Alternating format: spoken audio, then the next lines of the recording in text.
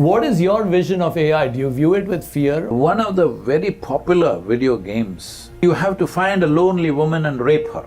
People are playing this in millions. So if it happens on the street, why the hell are you surprised? It's a new kind of upheaval. Will you make this into a great possibility or make a disaster out of it is in your hands. Can people handle the inner turmoil? Turmoil will happen, but it's a better turmoil than invading armies coming and chopping off your head. The intellectual coolies are struggling. It's a stupid idea to convert human beings into data centers. If you know how to keep your mind in equilibrium, this upheaval is hugely beneficial for you. This may be ultimate freedom for human beings. Can AI become conscious? This question of what is mine, what is yours, all this will get confused with AI. That's the thing I'm so excited about. Should we slow down the technology? No, we must speed up the human beings. 25% and 30% will become serious addicts of alcohol, drugs. Another 25% will do fantastic things. I'm just saying how to increase that percentage.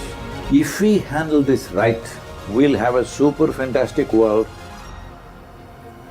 Jananam sukadham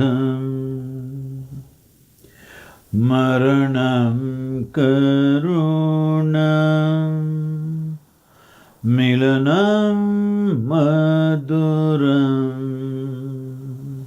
smaranam karunam kalavashadiha sakalam karunam samayadipate akilam karunam.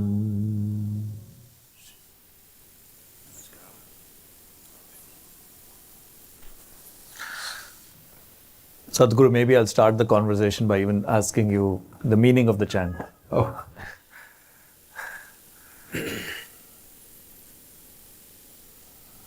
I'll kind of paraphrase, not go word by word. Sure. Essentially, birth is joy. When a child is born, the child cries. Initially it's silent, you slap him on his backside, he cries. And everybody laughs. Hello? When the child cries, everybody laughs. But how to live in such a way that when you die, people don't laugh? It's very important. Hello? When you cried, everybody laughed because it was a joy for them. When it was silent, they were held their hearts. The moment the child cried, people laughed. So birth is joy. And death is compassion. At the right time, if it comes. The only problem with death is we don't want it untimely. Nobody is negotiating death. We're only negotiating little more time. Hello? Are you on talking terms with me or not? Hello? Yes. You are? Why? Nobody is negotiating death. We are only negotiating little more time, because we don't want it to be untimely. In Indian languages, there are only two types of death: timely death, untimely death, that's all. There's no good death, bad death. Timely, untimely. The only thing that can be bad is it's untimely. So, this process of time is a mill that runs without your permission. As we sit here, what's ticking off is not the clock, it's the life ticking away. Whether you like it, you don't like it, you do something, you don't do something, you're joyful or miserable, time is rolling at the same pace for everybody. Very fair, I'm saying. It doesn't roll faster or slower depending on who you are, for everybody at the same pace. But what you make out of it is very different. When the cycles of time run, either you can get crushed by it or you can ride it. If you ride it, it's a great phenomena for you.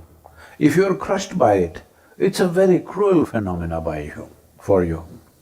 Samayadipati means you have become the master of time. That means you ride the cycles of time. If you ride the cycles of time, everything is great pleasure and compassion. If you do not know how to ride the cycles of time, time will crush you. When I say it'll crush you, you must… when you go home, you look at your pictures when you were 6, 7, 8 years of age, it was like this. Slowly it's becoming like this. Nothing wrong with your lives, just time. Yes, the burden of time slowly crushing you. Very few people have still the same face. It may age, but it need not lose its vibrance. That is, when you're 5 years of age, how alive you are.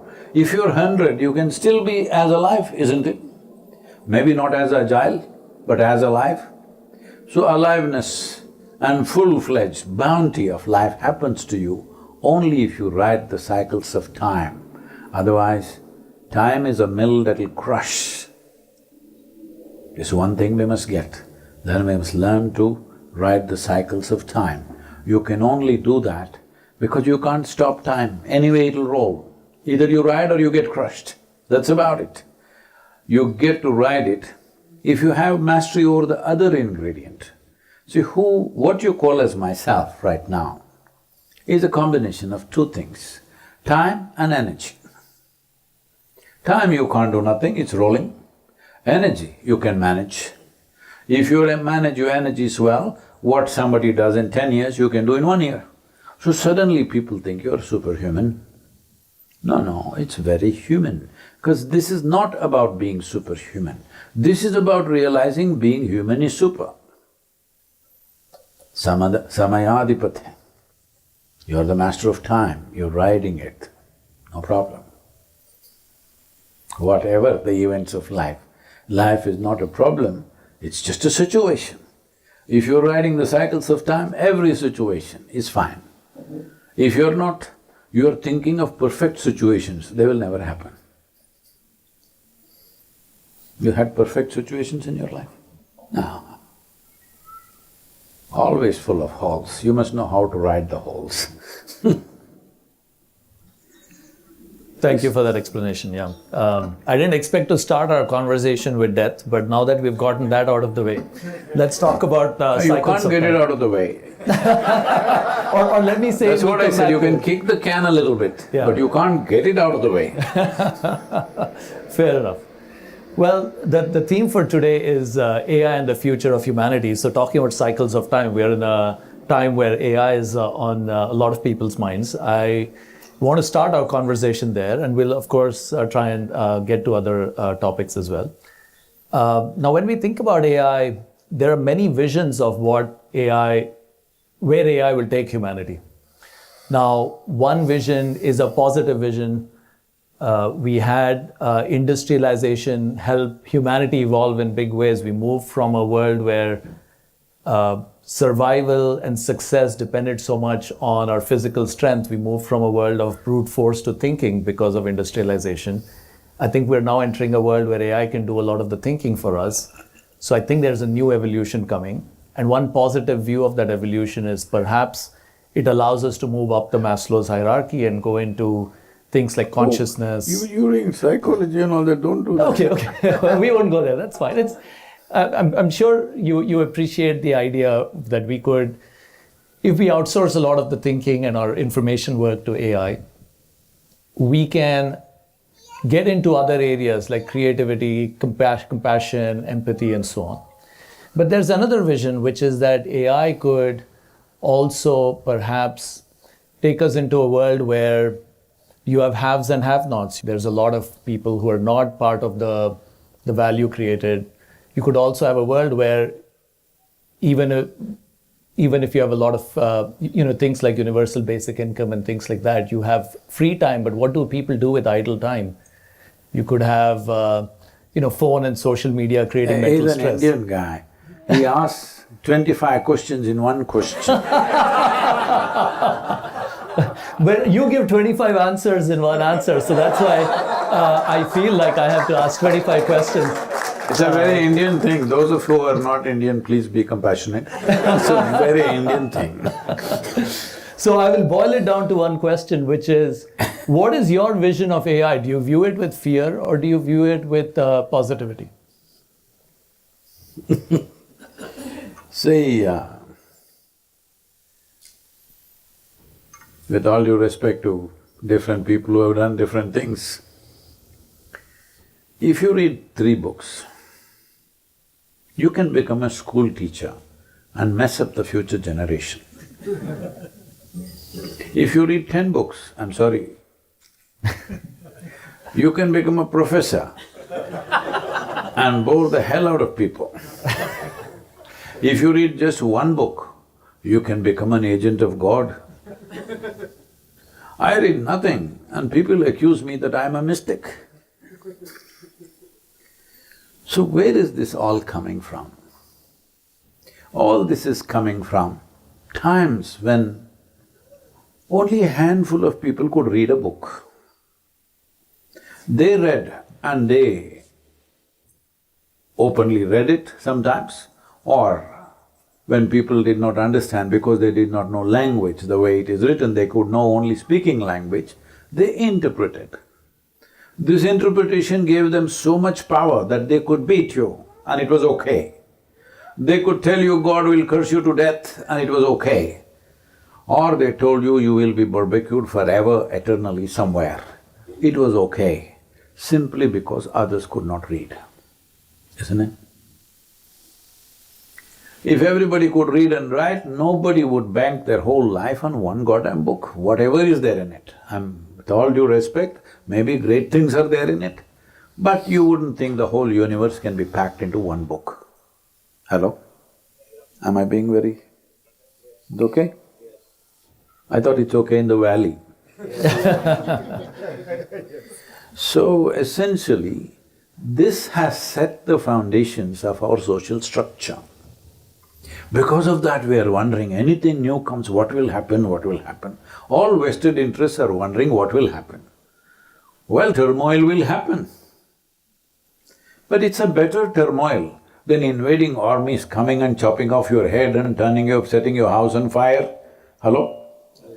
It's a better turmoil, isn't it so? That was happening for millennia. That's how the societies lived. Now this is a new turmoil, you're struggling with it. This struggle is, it's classic. If I can narrate a small incident that happened. Well, how many of you from Mumbai? Anybody from Mumbai? Too young, Sure. In 1972 or 73, the largest vessels that came into Mumbai at that time were 120, 125,000 tons. Today it's all 250,000 plus, the vessels that travel the ocean. They used to unload this physically, sack by sack, approximately 26 to 28 days of unloading. So the coolies developed muscles and they did unloading. First gantry was set up in Mazagon docks in Mumbai. They all went on strike because this machine could unload in 24 hours. What are we supposed to do with our muscle? We built this muscle, we have been unloading vessels, we take 26 days, you unload in 24 hours. What are we supposed to do? Over 3.5 months, Mumbai was paralyzed with this strike. Well, today aren't you happy that all the hard physical work of digging and lifting and doing this and that is done by the machines? Or would you like to grow big muscles and push these rocks up? We've done that for millennia, and when we found ways that machine can do it, are we not too happy? Now the intellectual coolies are struggling. They may go on strike also. We shouldn't allow them because these are just intellectual coolies. They're lifting data in their head. It's a stupid idea to convert human beings into data centers. inefficient and stupid. Hello? I've been saying this from day one for 30, 35 years. People thought I lost my head. I said, you need to lose it. If you don't lose it, you will be imprisoned in your own skull box and you think that's the entire universe. Now I'm very glad. Should I tell you my first experience of machine learning? Please, yeah, very curious to hear. I was just 12, 13 years of age, I think. So in our school, somebody brought, rich kids, they brought one machine. It's a flat bed calculator, Panasonic. There are only two brands in India, Panasonic and Sony. Sony is very expensive, 120 rupees. Panasonic is 90 rupees. That too, to buy it, you have to go into a basement shop somewhere, look around, any police watching you, nobody watching you, you buy it and stuff it into your trousers or something and you come out. This is that kind of a secret machine. It was a flatbed calculator.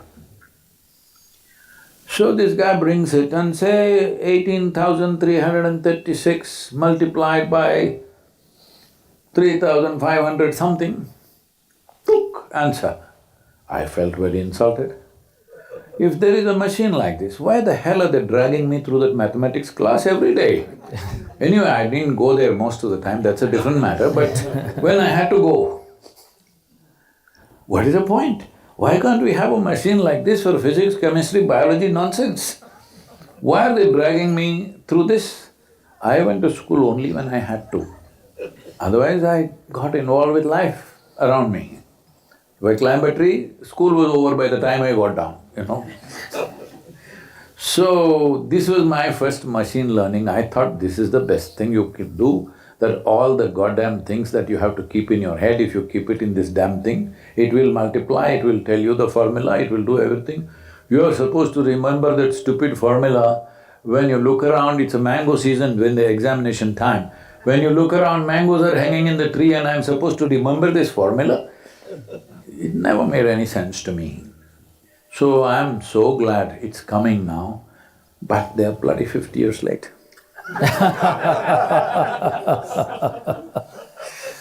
Fair enough. You did give me 25 answers there, by the way. But I will try and see what this does for my thinking and posture as well. So Wrong I'll try leg. that. Wrong leg. Wrong leg? Okay, fine. I thought I'm trying to be symmetric with you, but okay, I got it. Okay. All right. Let's see what this does to my thinking and questions. I like something very interesting you said, which is that, I'm going to paraphrase what you said, we are not data entry people or something along those lines. It reminds me of a quote. I'm saying you're a lousy data center. Yes, fair enough, yeah. I like that quote. Reminds me of something that French mathematician René Descartes said, which is, I think, therefore I am. Oh my God. Well, you say similar things, but in different ways. But No, don't deep, accuse deep me things. of… See, no, let me put this into context. Okay. Descartes, whatever he said, this is a very big… I'm sorry if anybody of you are here, it's a big European malice that they think thought is everything. And that's what I wanted to get into. Because you exist, you may think, isn't it? Yes. But because somebody is having a mental diarrhea, they think that because I think, I exist. No, because you exist, you may think. But now, because your thinking or thought process has become so compulsive, you think it's always. See, right now my hands are moving. If I don't want, I can just keep them here. But if it starts moving by itself, then you think Mr. Parkinson's is visiting me or somebody else is visiting me. Hello? Possessed by some guy, I don't know why they put their name on a disease.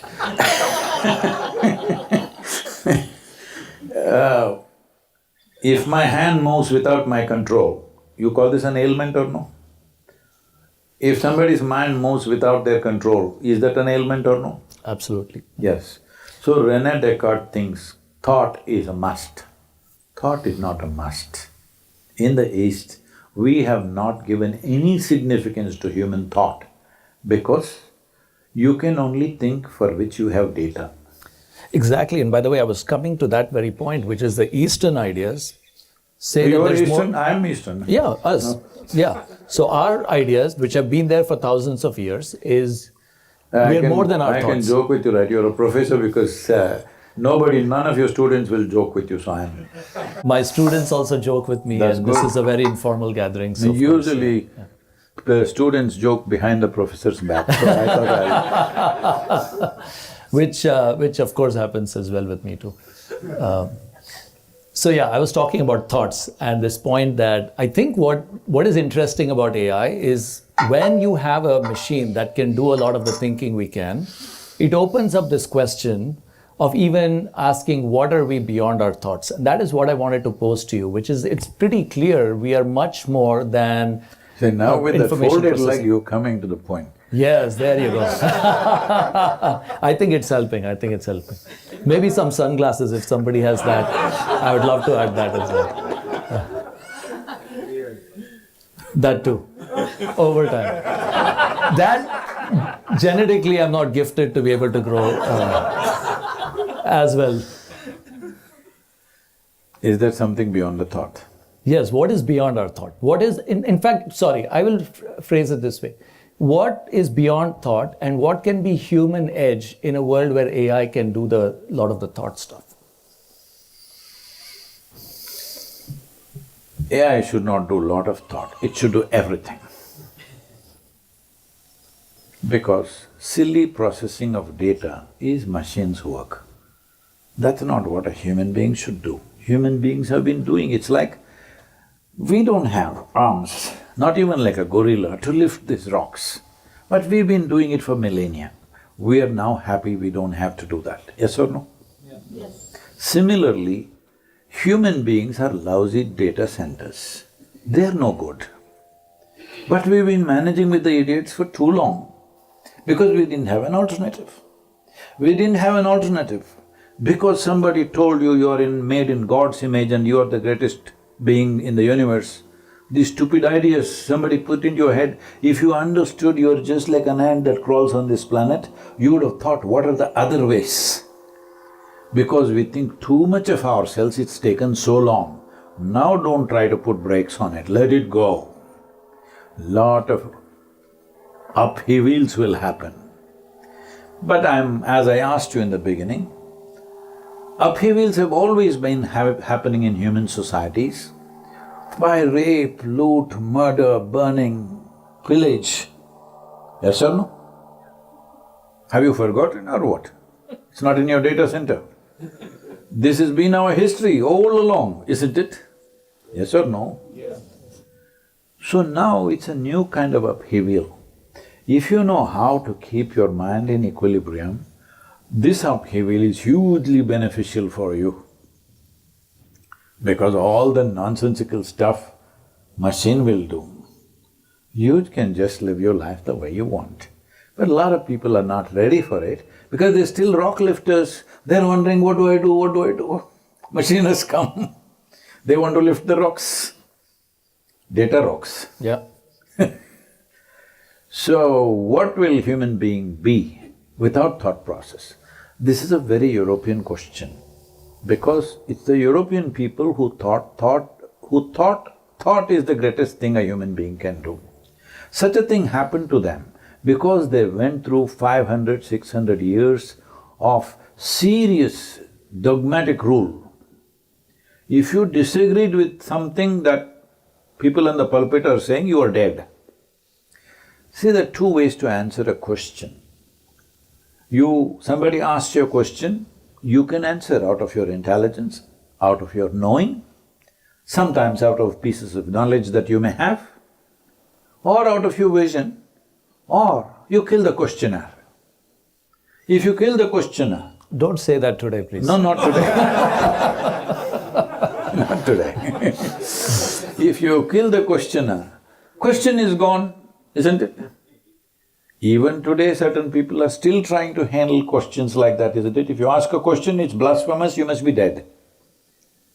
Because if you're dead, question is gone, it is there in many other minds, they don't ask that question because they don't want to be dead.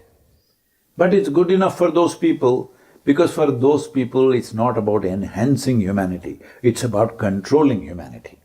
I think we have come to such a time that if we handle this right in terms of policy, technology will go. In terms of policy, if we handle this right, this may be ultimate freedom for human beings. But if we don't handle the policies right, this could become another phenomena of exploitation. The only problem is here, technology is moving at a certain pace. The policy makers are not moving at that pace. They neither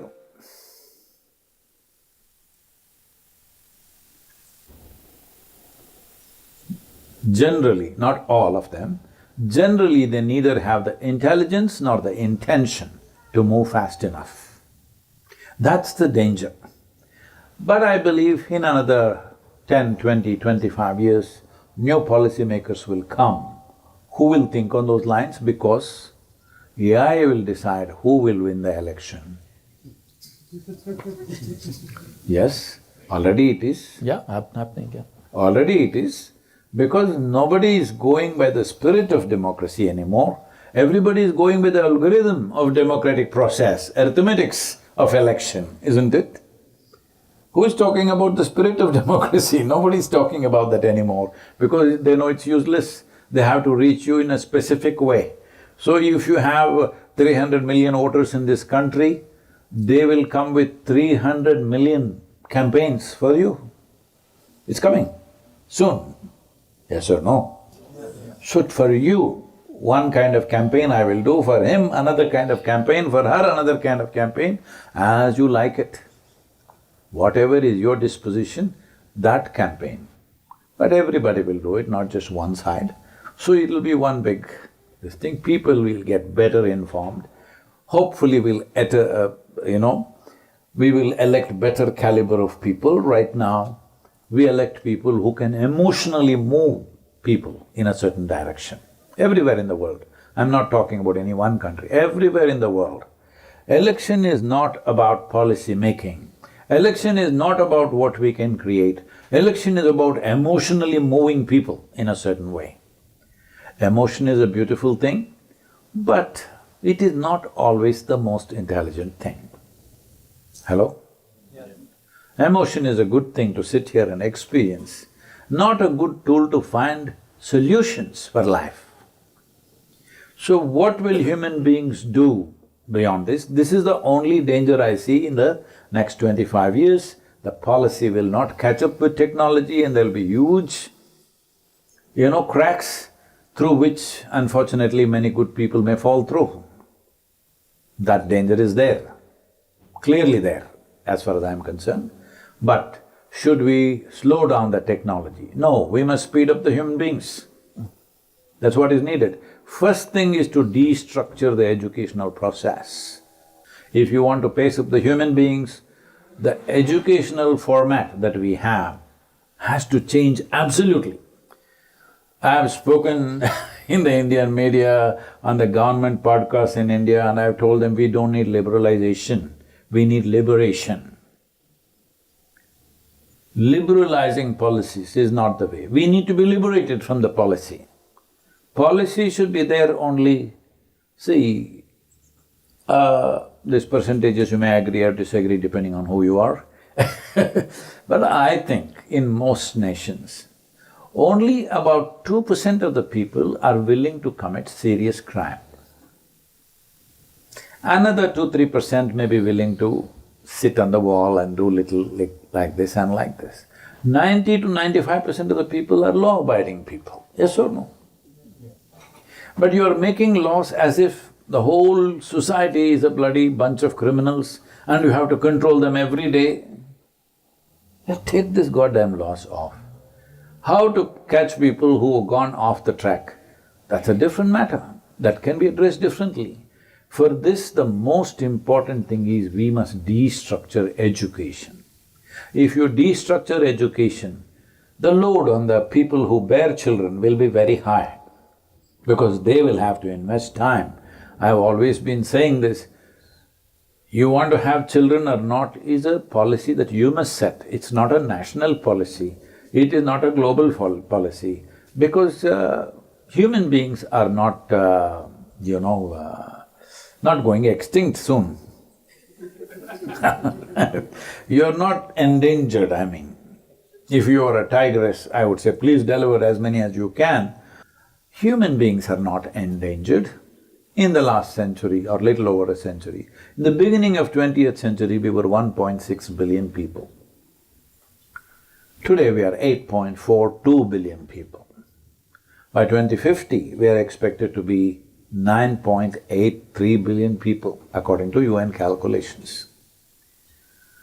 Well, so we are not endangered, so we don't need a policy. How many children should you produce? Are you willing that if you have a child, you understand it's a 20-year project? If you're willing for that, you must go. It's a beautiful process. Somebody did that, that's why we're here. Hello? Nobody can talk against it because we are all here only because somebody went through it, yes or no? See?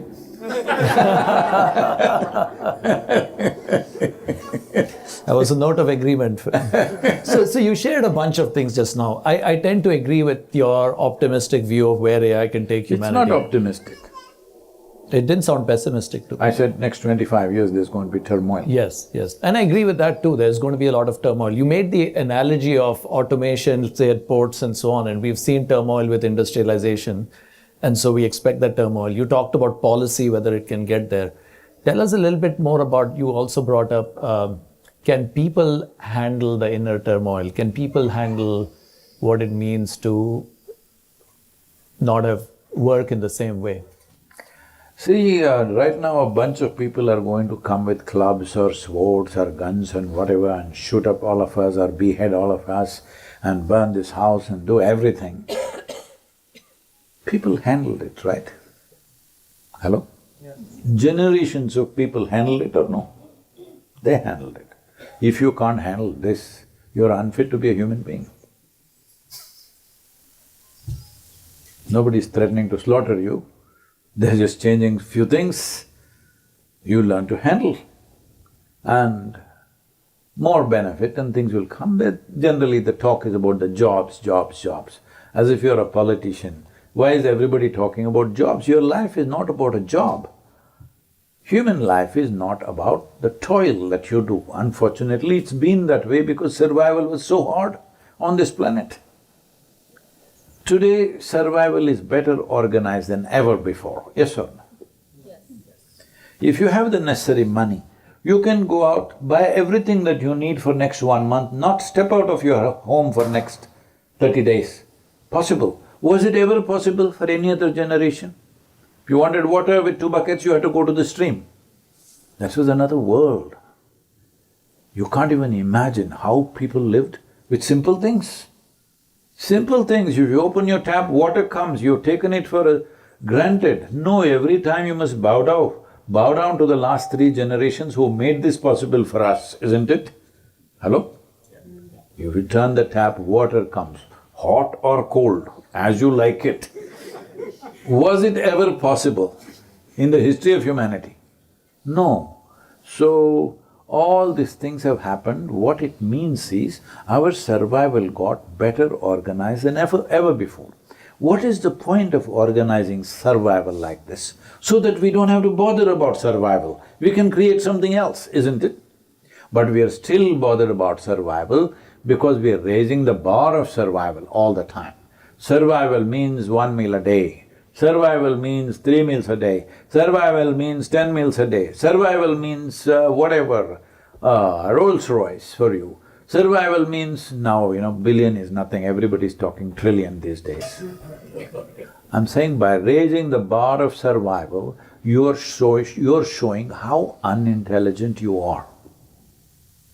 Because the idea of all this work is to see that we don't have to sit here and be bothered about survival. We can do something else which is not survival. That is when your human nature comes in. See, for all other creatures, If their survival is taken care of, their life is complete. Just look at them, observe them and see. If a tiger is here, is it okay if I can bring the tiger? Please. You've already killed the questioner. Bring the tiger, yes. You're a funny professor.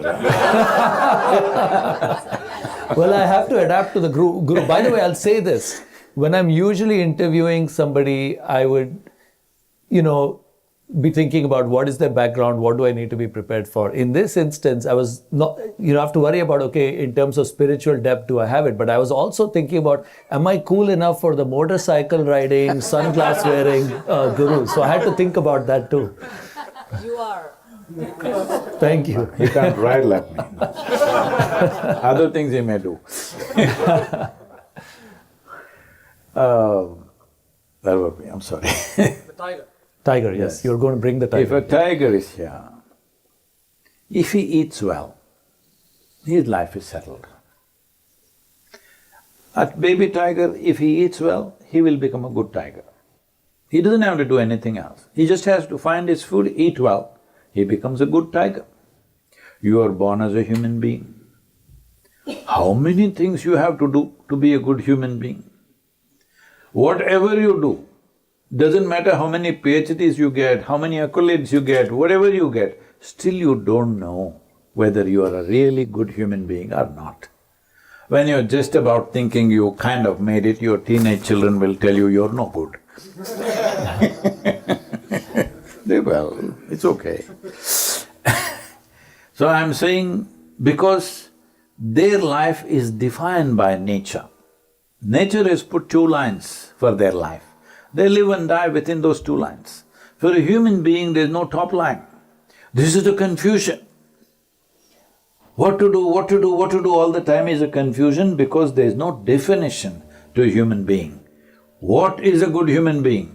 No, some silly definitions they have, they themselves don't fit into it, but they make these definitions. Huh? Yes or no? Silly definitions are there, but human beings can't be defined. That is the beauty. We can't be defined means we are free to make ourselves whichever way we want for the given moment. But this is what human beings are struggling. The greatest gift that they have is, nature has not defined you, this is how you should be. If you take tigers, if you take 10 tigers, their personality differentiation may be 10%, 90% they are same tigers. But if you take a human being, we may be just 10% same, 90% we are different. So only 10% to some extent nature is defining our way. 90% we are free to mold ourselves whichever way we want. Isn't this a fantastic thing? But human beings are not suffering their bondage, as politicians have been telling you. No, they're suffering their freedom. It's a difficult ailment. You suffer the most precious thing in your life, what to do? So now, AI will multiply that problem for you. And I'm so happy. I'd like to open it up to questions, but before I do that, one last theme I want to explore with you. Mostly because, again, our spiritual traditions have explored the concept of consciousness a lot, and there's a big question these days about, can AI become conscious? Might we accidentally create consciousness in the process of creating general intelligence? And I would love to get your view on that, especially with this idea of, thinking of consciousness as a sense of experience, a feeling of being here and so on. How do you view that? Don't you have such a fear, that'll never happen. A lot of people don't like it, but I'm telling you, anything and everything that a human being can do from a knowledge base, a machine can do in future, including science, technology building, teaching, book reading and, interpretations of religion, science, everything it can do. It will not become conscious because that is not in the mechanical sphere of life at all. There's no such danger, that's why I'm very happy. Yeah, no, that's great to hear. If everything that you can think and do from data, if a simple machine is doing it, Then where do you come? You will come to me? I agree with your thought. I'll share a counterpoint, not mine, but I'll share it. There's this computer scientist, Yoshka Bach, who argues that consciousness is an outcome of information processing. It's basically self-modeling and a narrative interface to model yourself and the world, which he argues can emerge from information processing. So let me put this in the right context. See, that is because in the universities, they're thinking, the word consciousness is being used very loosely. Somebody is little more conscious about how this garden should be, they say, oh, he's environmental consciousness. Somebody is aware of what he should eat and what he should not eat. Oh, he is food consciousness, he's got.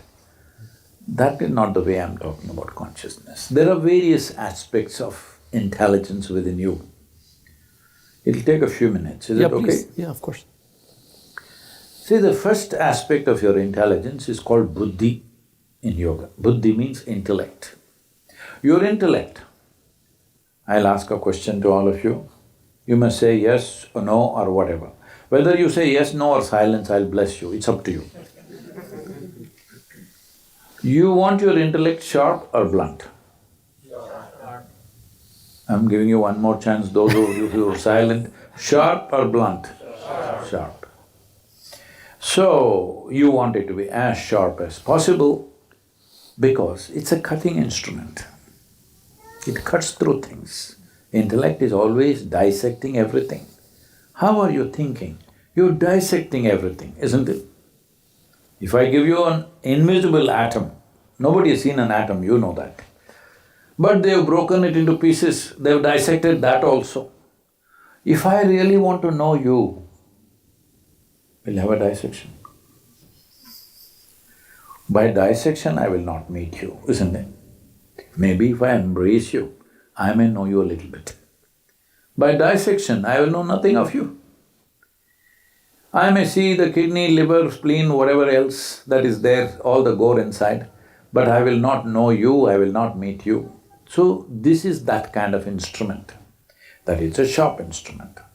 It's a knife, very sharp knife, hopefully. Some of you didn't say anything, so I'm just being nasty, it's okay. I don't get chance to be nasty often. Once in a way I can practice, hello? So, the intellect has to be sharp, otherwise it's useless, as sharp as possible. If an instrument is very sharp, how you hold it is very important, isn't it? Why we don't give a sharp knife to a child's hand? Not because knife is dangerous, because a child is not steady enough. He may cut himself or cut somebody else. But if you're little la kind, you cut yourself, intestines will come out. This is all that's happening. People think they are stressful because their job is like this, they're stressful because their family is like that.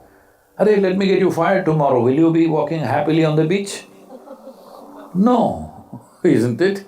So they are going through all this nonsense they call as stress, anxiety, depression, this one, that one, whatever kind of unpleasantness they go through, simply because their knife is pointed at them. They're not able to hold it like this, nor put it in a sheath. They are cutting themselves every day. If they had the brain of an earthworm, none of them would be stressed. Hello? And they would be eco-friendly too. The problem is, intelligence has become a problem. You tell me, is intelligence a solution or a problem? It's a solution for everything. The greatest thing that's happened to us is that we are capable of this kind of intelligence as a human being, isn't it? Compared to every other creature on the planet. But that is what human beings are suffering. Why they're suffering this? The next part of the mind we describe as ahankara. Ahankara means, you being a Kannada person, you will think ego. No. Ahankara means identity. What is the identity you create which holds this knife? This knife will wield according to your identity. Say right now, say sensitive example to take, but you know I'm always walking the edge of trouble. Let's say you think I'm Indian. If I show you an Indian flag, which is just a piece of cloth, you will feel tears in your eyes. India, Bharat. You think I'm American. I show you the 50 stars. I'm sorry, 51. Rakesh?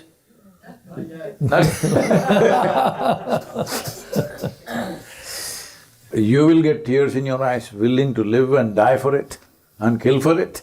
Yes or no? This is identity. Whatever you identify yourself with, your intellect will only act that way. So we'll use an analogy. This is a knife, a sharp knife, hopefully, and this is a hand. But this hand has not been steadied. This hand has been manipulated by all kinds of divisive forces in the world, in the name of race, religion, nationality, caste, creed, nonsense, every kind of things.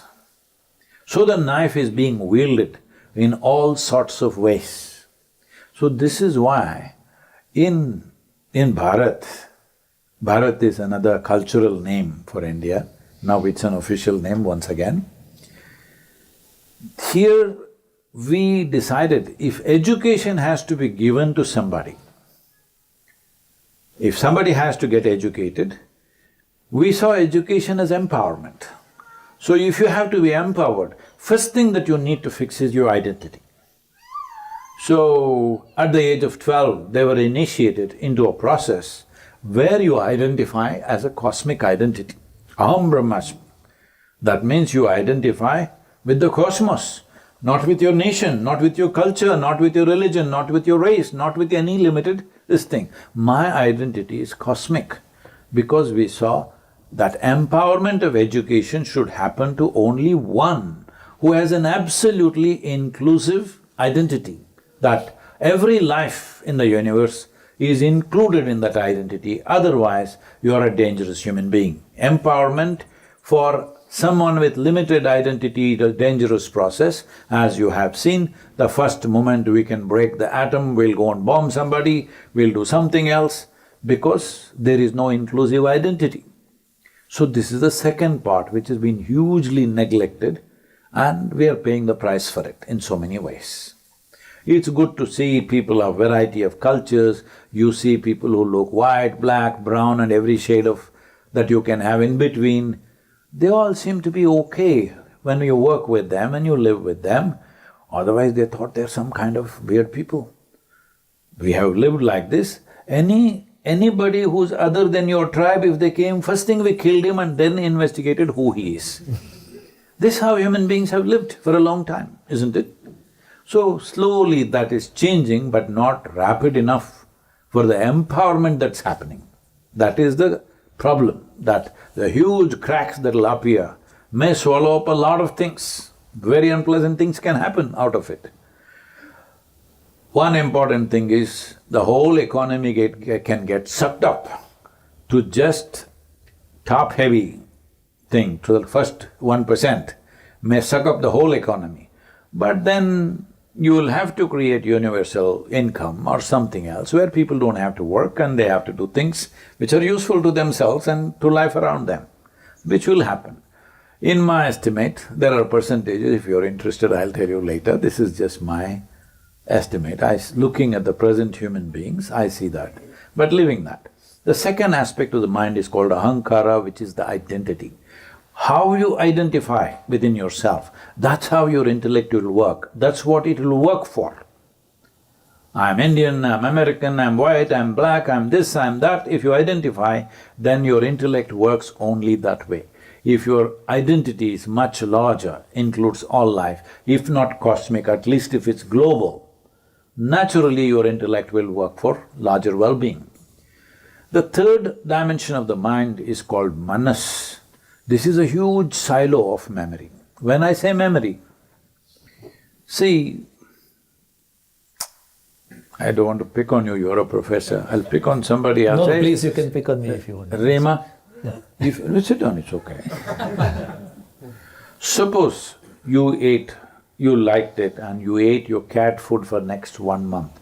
Do you think you will become a cat? I'll become very fat. Okay, fine. That depends how much they're packing for a cat. Cat food means it's small for a small animal, you won't become fat. Okay, you may do little meow. I'm saying there is evolutionary memory here. No matter what you put into this, it will make it only into a human being, isn't it? There is genetic memory here. No matter what you eat, you'll be like this only. So there are variety of memories. We make these memories or classify these memories into 8 forms. Elemental memory, evolutionary memory, genetic memory, karmic memory, conscious and unconscious memory, articulate and inarticulate memories. These 8 forms of memories are there. This is a huge silo of memory. This hand is connected to huge silo of memory, here I hold a knife. This knife is a useless knife if continuously this data is not flowing through this hand. This hand is a hand of prejudice. If this data says something, this will either Indianize it, Americanize it, masculine it or femininize it, something it will do here depending on the identity. If this identity was limitless identity, a global or a cosmic identity, then the data would come here in a different format. Right now, this is the human problem. There is another dimension of intelligence within you, which we call as chitta, which is what should be called as consciousness in my sense. Because words are by usage, not necessarily by the dictionary, isn't it? How we use the word. We're using all kinds of words in daily language in America today, and it's becoming global also. Those words may mean something specific in a dictionary, but people are using it in 1,000 different ways because their vocabulary is slowly coming down to 2 or 3 words. So, how we use the word is different, but the actual word consciousness should mean chitta. What chitta means is, it is a profound intelligence which doesn't have an iota of memory. This memory, this intelligence is here also, there also, everywhere. This is how the universe is happening. If anybody disagrees, see, this may sound very arrogant, but this is how I am. If anybody disagrees, they don't know. If any scripture disagrees, they don't know. Because I'm telling you this, because I don't know anything in the universe. I know only one thing. I know this piece of life from its origin to its ultimate. From this I'm telling you, this is consciousness, an intelligence which is not influenced by any kind of memory, an unprejudiced intelligence that all of us possess. But most people never look at that because right now they're just happy doing data process. You read 3 books more than me, so you are the smarter guy here. Or somebody else read 30 books more than you, he is the smartest guy here. Data centers, the capacity, that will become meaningless and I'm so happy about that. On that wonderful note, let's open it up to some This questions. is a possibility, this is a tremendous possibility. We are at a threshold. Will we cross into an absolutely fantastic possibility, or will we try to make disasters out of that? It's left to us, especially technology people. Will you make this into a great possibility or make a disaster out of it is in your hands. You know, recently I came to know that one of the very popular video games, I don't know if it's going here also, in India it's going around, that you are traveling here and there and you have to find a lonely woman and rape her. And one of the big things that is, this thing is, a mother and daughter are traveling in a train. You have to rape the daughter and the mother without they knowing each other, without them knowing this is happening. Then you get some prize, whatever. I'm saying, what are we doing, huh? What are we doing? Is this technology? So people are playing this in millions. So if it happens on the street, why the hell are you surprised? I'm just saying how we use it. So this is why people who are competent, people who have capacity to do things, should have a larger identity is very, very important. Otherwise, these are the byproducts we produce, or this may become the main product. That's the biggest problem, okay? This may become the main product of what we produce. So this is why all the technology people should be initiated into powerful forms of meditation which takes you beyond your physiological and psychological identities. It must happen, otherwise we will use our capabilities in a way that it'll destroy us. Please. Yeah, no, thank you. That was, I think, a great segue to a conversation. I'm sure you've given us a lot to think about, but I assume we have mics. And, if you have a question, just please raise your hand. So I'm a grandfather of 3 grandkids, only 2, 5, and 6. If this vision of AI that you have and we have becomes true in the ideal world, I can't perceive that they will just be climbing up the mango trees and spending their days just, wandering off into the world. You are 1 in 8 billion people who became Sadhguru, which is absolutely amazing thing that you have. And you can survive just being a Sadhguru. What would you recommend we do with our grandkids? What kind of education should we give it to them so they also grow up in this new era and be successful? See, the life process happens like this. Whether it's a mango tree or you don't go up a mango tree only for the mangoes. We went up the mango tree even when there were no mangoes. Of course, still looking if it is hiding in a branch or a trunk or the root. But it was not hiding anywhere. If you bit into the root, no sweetness came. You bit into the bark, no sweetness came. You ate the leaf, no sweetness came. Only when the mango tree decides, sweetness pours out, isn't it? You can't decide that. So, there is something called as, like because he bought Descartes, he's talking about thinking. That's secondary process. The problem with humanity right now is we are too interested in the consequence. We are not interested in the process. Right now, in many ways, those of you who are working in technologies, if you're really into technology, you understand it's the process. How well you handle the process which creates the consequence. This is so with every aspect of life. But today we become goal-oriented. We want mango.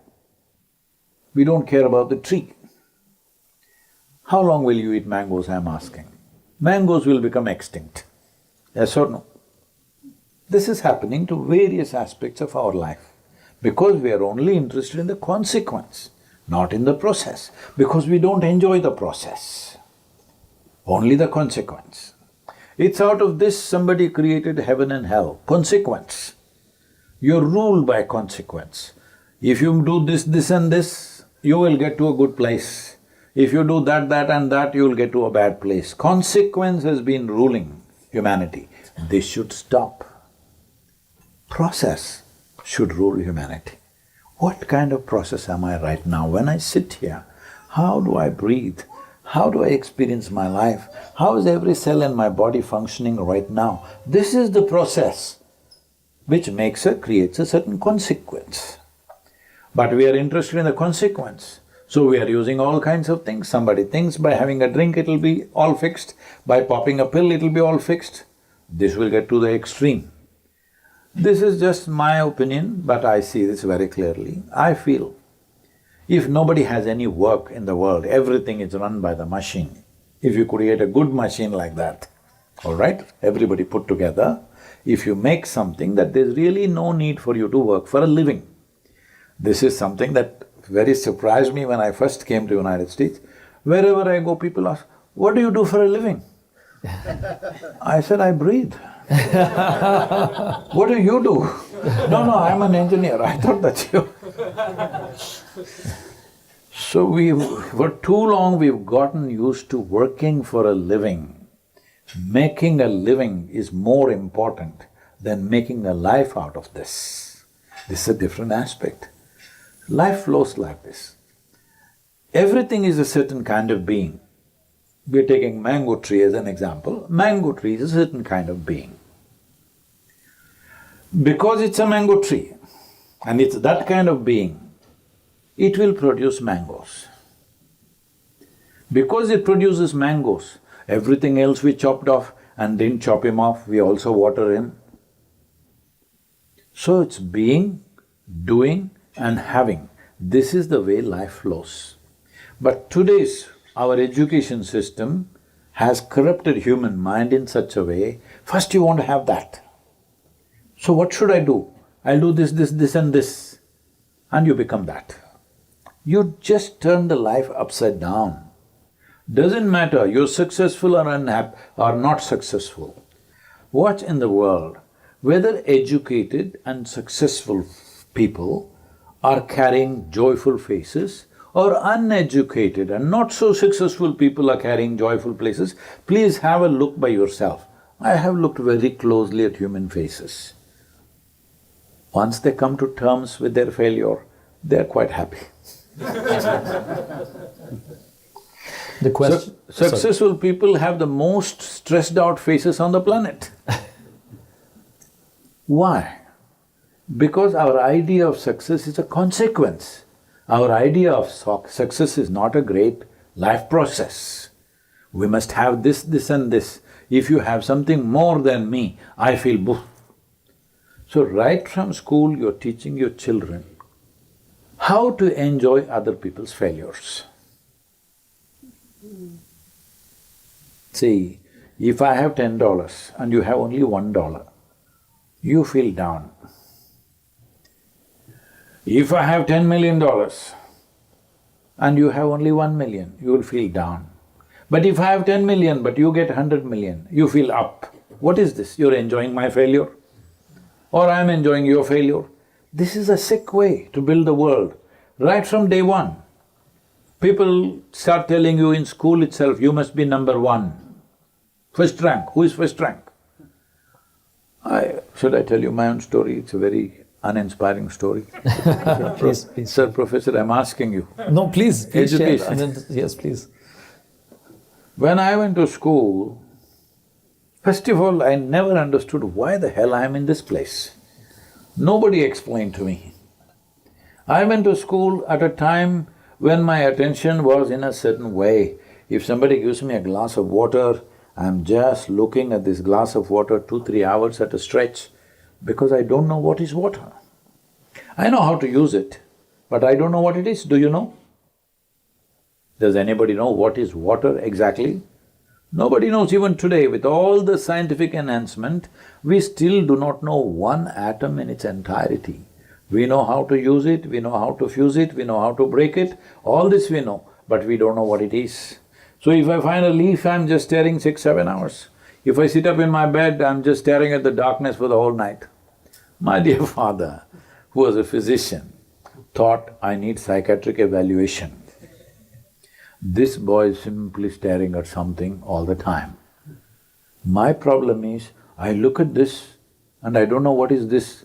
I'm not able to shift my attention to anything else. In this condition, they sent me to school.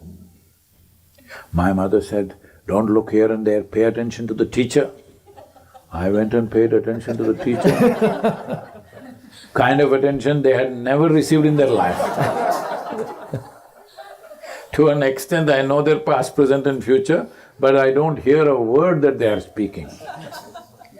So this is my education process. But when I really observed the way things are happening, everybody wants to be first. Every month they used to give that report card, you know. That yellow card, is it still yellow?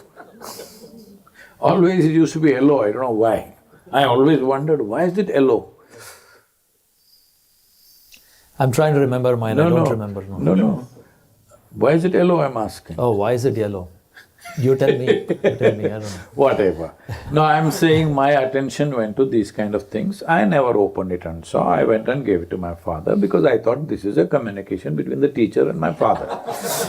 And every time my father saw it, he blew up. Because I had a consistent 6 zeros, always. I never wrote a single word in any test paper. I never wanted to remain in the same class because I would end up my friends going away. So I just managed to write something and get to the next class, the final. But monthly test, I got consistently 6 zeros. And generally in my class, there were 32, 33 students most of the time when I grew up. Always I got 33 rank. I thought 33 was a bigger number than number 1. You think I'm wrong? Somehow everybody wants to be number 1. And those who got number 1 are strutting around a bit. Those who got bad marks, they got better than me, but they were sitting and crying, they're afraid to go home.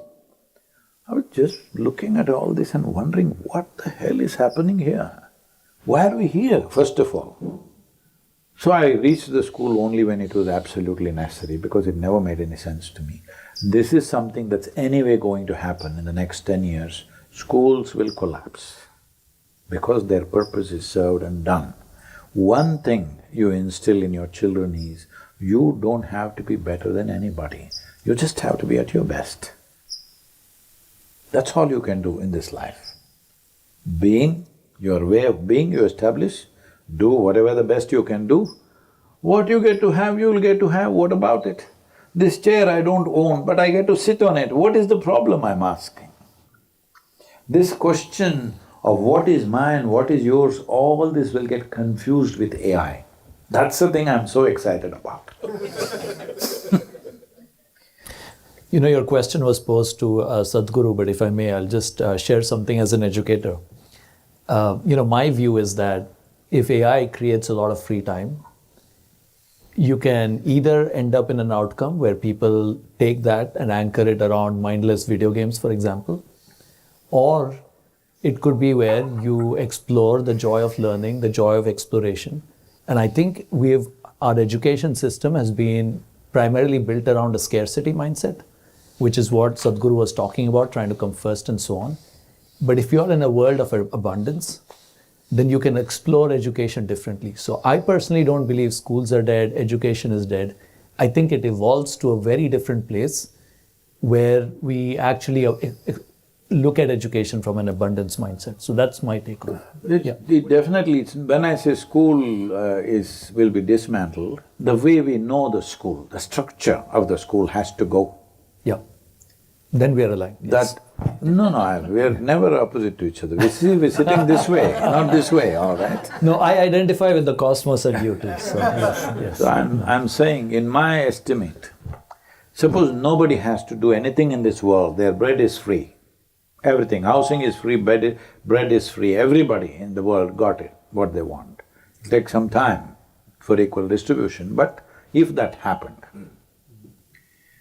in my estimation, about 25 to 30% of the people will become couch potatoes. They will sit, watch television, play game, do this, that, just eat unnecessarily, do those kind of things. Another 25% and 30%, hopefully it remains at that percentage, will become serious addicts of alcohol, drugs, those kind of things.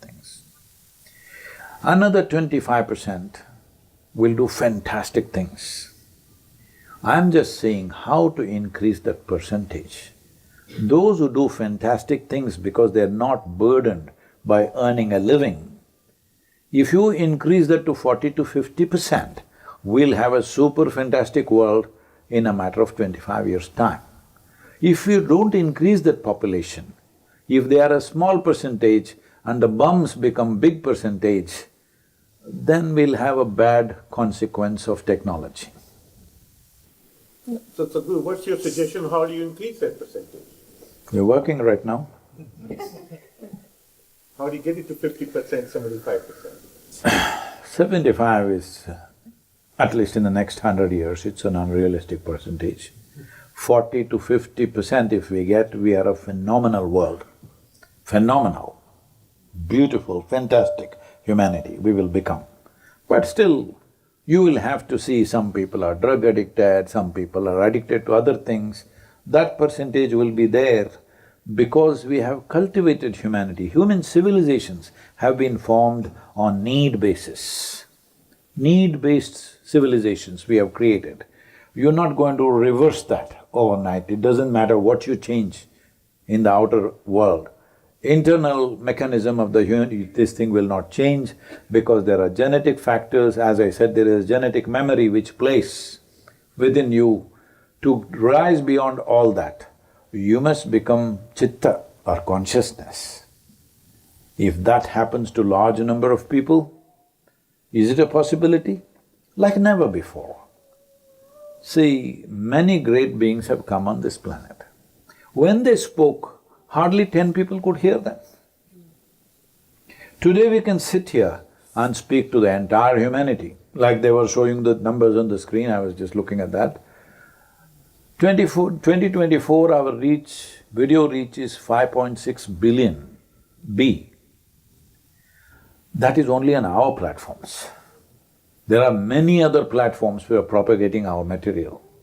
Unique views are 1.72 billion, that is nearly a quarter of adult population is watching. Never before in the history of humanity that many people ever looked for spiritual process, all right? Consciously, no sword held to your throat, you must listen otherwise we'll cut your throat. Because religion has been propagated with sword, isn't it? Forcefully. But otherwise, without any force, out of their own interest, children, 10, 12-year-olds are all watching spiritual talks today. Never before. So I'm saying the possibility is there. But between the possibility and reality, always there is a distance. Do we have the courage and the commitment to walk that distance? That's a question. That is a question we must settle in this generation, that we create that courage and commitment in people. What is their well-being? They're willing to walk towards that. It may take some effort. You know, for some years I've been thinking about evolution and sort of randomness versus destiny and karma.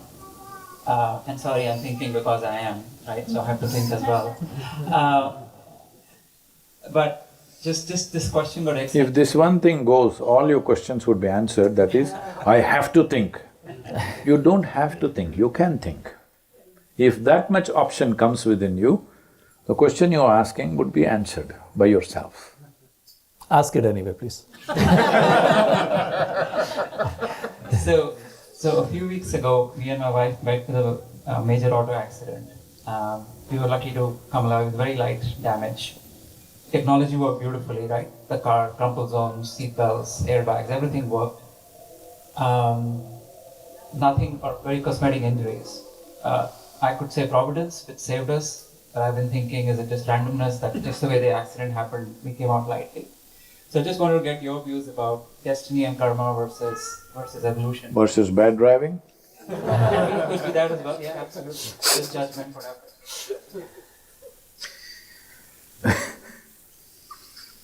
See, in the physical world, if things move, they could collide. If here, we are going out, if we move in a certain way, we'll collide with each other, isn't it? Don't bring all kinds of philosophy and mysticism to this. It's a simple thing. Two physical things are moving, it's always possible they could collide. How well coordinated they are could avoid collision. If all of us following the traffic rules, they're made to see that we don't collide. Hello? That's a way, isn't it? Suppose one of us don't follow, then things will happen. Can I tell you a real story that happened here in the valley? What's your name? Can I? Some time ago, Shankaran Pillai came to Silicon Valley. Hey, he's a technology guy, you didn't… What? And he came here because His son had married a local American girl. They're living in the valley. So he came to visit. Then he looked around and he prides himself to be a good driver. If you have driven in India for 20 years, you must be an excellent driver. Otherwise you won't be living. So, the son-in-law had a Corvette. But of course, he takes his Tesla to the office. You know, everybody drives an electric car to their office, but they have a beast parked in the garage. So, he asked this American daughter-in-law, "Can I take this car for a spin?" He said, "Of course, Dad, you can, but do you have license?" "Oh, I have an Indian license which is international." He said, "Okay, how can she say no to father-in-law?" Boom, he roamed, he fired it up and drove.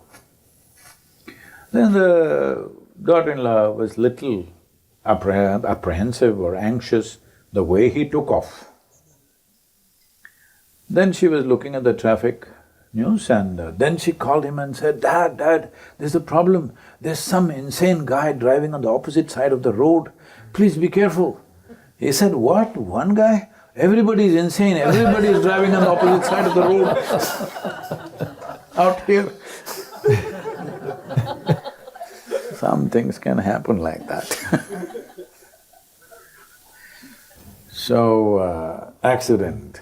The word accident means that in the physical movement of things, sometimes if they're not well coordinated, boom. Well, both of you are well, don't complain. And you are also going for a new car, what's the problem?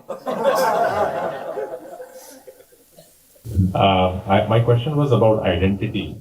As someone, grew up in India and came here for grad school, I've seen many of my friends who came with me also make different choices about identity. So, my question was like, how does identity evolve over time? And is it about the attachment we hold to certain things, like it should maybe country, some ideas, other mental models? If you could throw some insight, that would be helpful.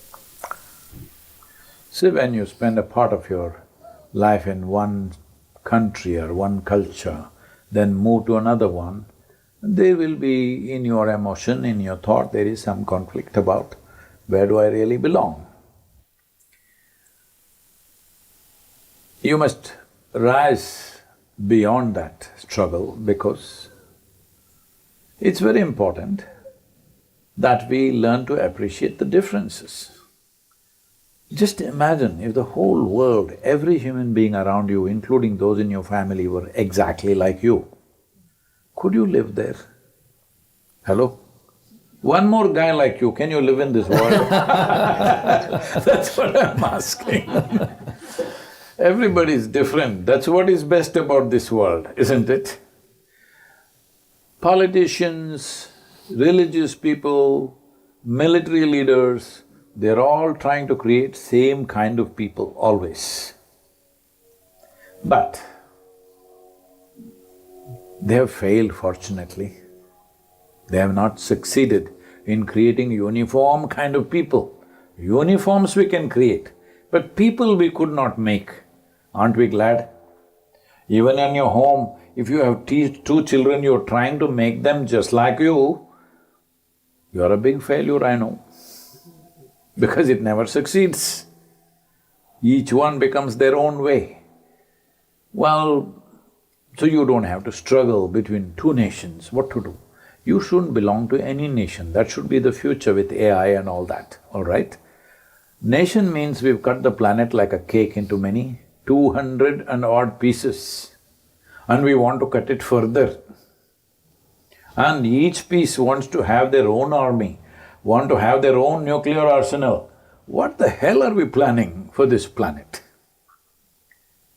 The cutting should go because, see, those of you who are American, born here and grown up here, you may not understand the problem that I'm talking about. You do to some extent, but not to the same extent. Indians who come, India was partitioned just 70 plus years ago. There are still people living who were there before partition. They just can't understand. Because when the partition lines were drawn, they were drawn on the map, nobody went there and drew it.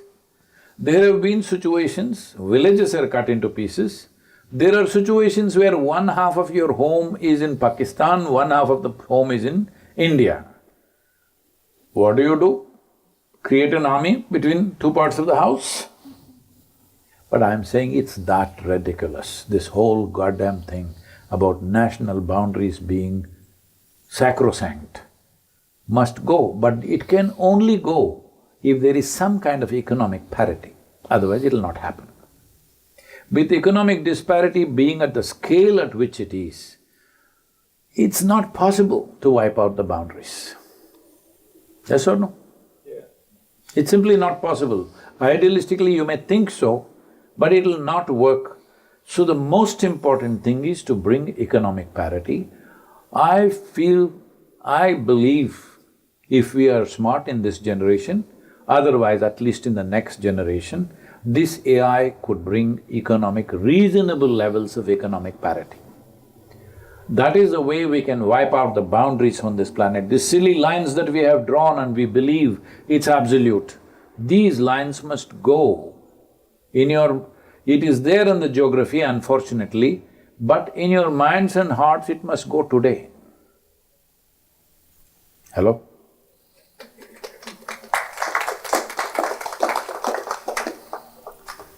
I think we could take one last question. There was one in the first row here, maybe we bring it here.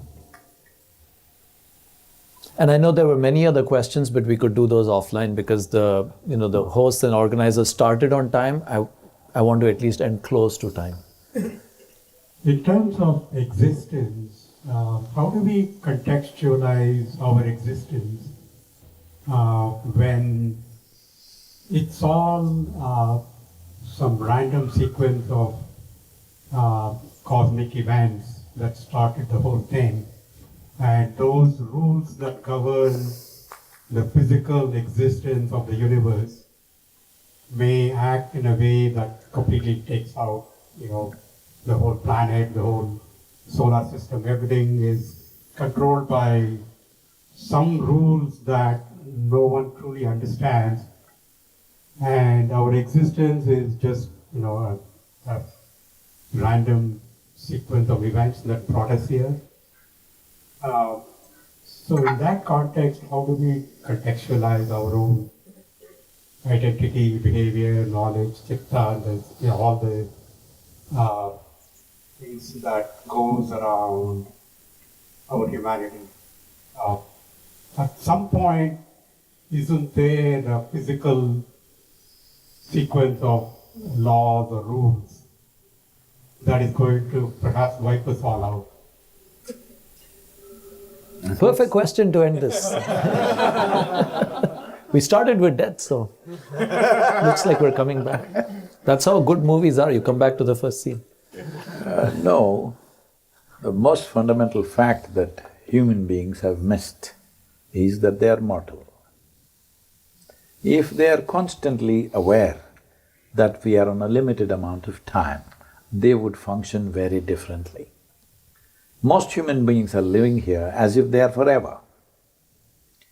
I must tell you this, no insult to anybody, okay? Hello? I was in somebody's house in United States. Both of them are doctors. I was in their home and generally I am a architecture buff. If I just look at this house, I won't look at it for its physical beauty. I look at the structure, how it is done, how stupid it is or how smart it is. In one scan, my mind goes through the whole architecture. This is all my life, I'm looking at anything. If I look at the tree, I'm looking at how it's built, will it stand, will it not stand. I'm not looking at just the greenness of it, the beauty of it, I'm always looking at the structure of it. So, I'm in this house, In United States, a whole lot of houses are just built by thumb rule, you know. Very few homes are designed. Others are all by thumb rule, all the developments, the gated developments that are there, just by thumb rule, same thing, 5 different things. So generally I know where the kitchen is, where the bathroom is, where the restrooms are, everything. Just by looking at the house, the way it's structured, I just know. So I need to use the restroom, I look this way. The obvious place where the restroom would be, I knew in this house it's not so, but I was just trying to guess where it is. Then I went and opened the wrong door. Not always right, you know. I opened the wrong door and I looked in. The room was quite a large room and it was stacked from floor to ceiling with shoes, footwear. I got a little interested and I stepped in and looked. I thought, are they in the footwear business or something? But I knew both of them are doctors. So I walked in further and looked. Then I noticed all of them were ladies' footwear. There was only one woman in the house, they had 2 sons, but only one woman in the house. I thought, wow, maybe they're in business. By then the lady came into the room, Sadhguru, Sadhguru, what are you looking for? No, I was looking for a restroom and I just opened the wrong door. And what is all this footwear? She said, no, Sadhguru, please come, I'll show you the restroom. I said, but what is so many footwear? There are at least 700 to 800 footwear. She said, no, Sadhguru, you come. I said, this is all yours? 800 footwear you wear? I can understand. You want one for walking, one for jogging, one to the office, one to the golf course, one to this. You're a woman, you want all the 7 colors in the rainbow. Okay with me, 25. 800 how do you wear? How do you even choose what to wear today? You know, I just want to know what makes you keep 800 footwear? Because she was a very one kind of karmic person, I said, you planning to come for 10 lifetimes or what is it? I thought you are with me so that you don't come back again and again. What is this? You have stored up footwear for 10 lifetimes. Because if you walk for 10 lifetimes, you can't wear out these 800 pairs of footwear. This was bothering me. Why would anybody want… what drives somebody to buy 800 pairs of footwear? Then I met a guy who is the CEO of one of the major footwear companies in United States. I asked, why would they buy 800? No, Sadhguru, that is because that's the only thing she can buy the same size throughout her life. I said, okay, I got it. So what random things are driving? See, this is all people who are looking at life with keyhole vision, making theories all the time. And their theories keep changing every 2 years, you know that. The faster science evolves, quicker the theories will change. You will never say, I was totally wrong last time and now I got it right. You will say, that was right and we evolved into more right. That was the truth, but this is more true. Hey, what is that? So, this is what we've just kind of touched upon this. What is inside and outside is the same intelligence. What makes this plant flower, what makes you think in a certain way is the same intelligence. What converts a piece of bread into human body in a matter of few hours, same intelligence. What runs the whole thing is the same intelligence. Immediately you will conclude, oh, so there is a God sitting up there. Arey, that is because you are human and you think existence is human-centric. It is not. You are a speck. You're a tiny little speck in this cosmos. Hello? Even if you're a big guy here, I'm saying. Neither this men of science, nor men who people claim that I'm man of God, both the people don't know where the cosmos begins, where it ends. Isn't it so? Huh?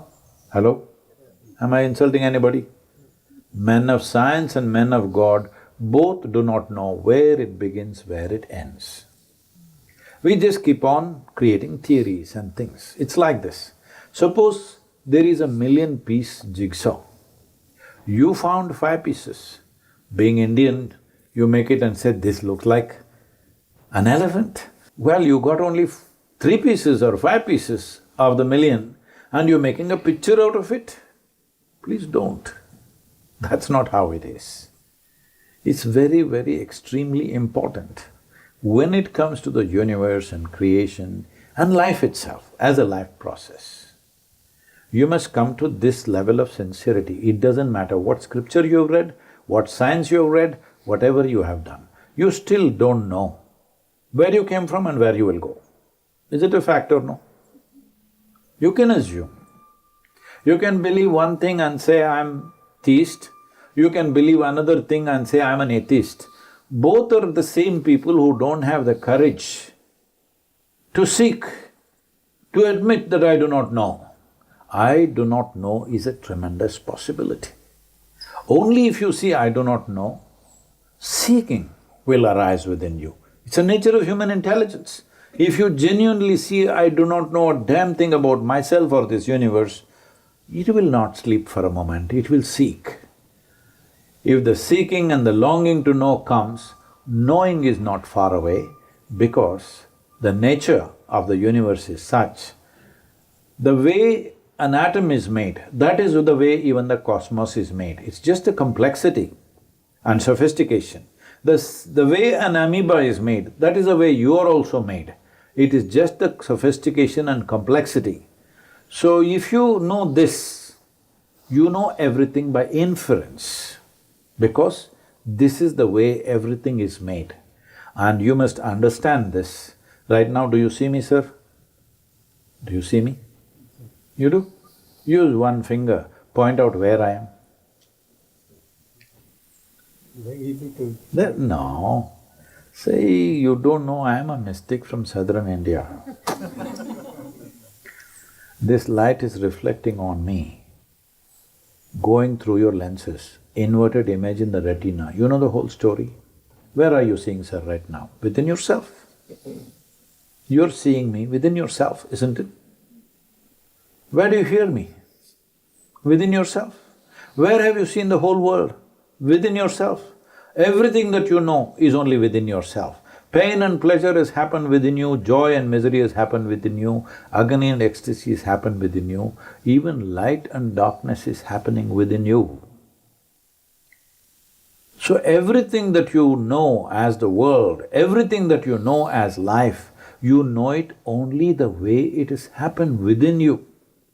When this is the case, should this get little more attention, sir? We're too busy wanting to conquer the world. Is it not important? This machine which is creating a whole experience of life for you should be looked at. And even the so-called computer, spacecraft and your AI is also just a drop of this, yes or no? Hello? Hello? It's also just a drop of this intelligence, isn't it? If you look deep enough into this, you will see nothing is random. Everything is perfectly coordinated. Even that guy crashing his car. You won't like it, but… or you'll like it because he's absolved of the blame. Bad driving is a consequence, has consequences, isn't it? It can happen to anybody, one moment of not being alert. You should stay on two-wheelers, then you know, one moment you're not there means, you either broken bones if you're lucky, or you're gone. You know? By the time I was 35, 13 of my friends who were close to me all died. I was just looking back, why these guys died? Most of them on motorcycles. Some of them drank too much, they did something else and they died. But before they're 35, they passed. Is it some random act? No, that's the way they're living. This is why the fundamental thing about the civilization where you come from is, we said your life is your karma. The word karma means action. Your life is your making. The way you are right now is your making. So many situations might have influenced you, but still it's your making. Have you seen? In the same given situation, somebody is doing wonderfully well, another person is suffering like hell in the same given situation? Yes or no, every day? Happening or no? Hey, what happened to you? Happening or no? Yes. It's happening, because this is your karma. Right now, how your life is shaping up, what is happening, what is the nature of your experience sitting here is entirely your making. But you should not forget that in this cosmos, your solar system that you're concerned about, because they're telling you asteroids are coming, they've been coming for a long time. This solar system is a tiny speck. In that speck, planet Earth is a micro speck. In that micro speck, Silicon Valley is a super micro speck. In that, you're a big man. This is a serious problem. No context to our lives. Hello? No context, such a tiny speck. He is given an opportunity to sit here and all of us can gossip whatever we want, we can eat what we want, we can crash our car if we wish. Isn't it fantastic? Though we are a tiny speck that tomorrow you, me, planet Earth and solar system itself evaporated, nobody notices in the rest of the cosmos. It's that tiny speck, isn't it? Hello? But somebody boosted your image and told you, God has a purpose for you. Hey, how do you know God knows that you exist?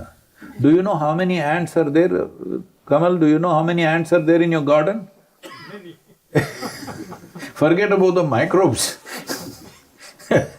So this is all rubbish that's been sold for a long time. Why I'm so excited about AI is, it'll destroy all this rubbish. Thank you very much.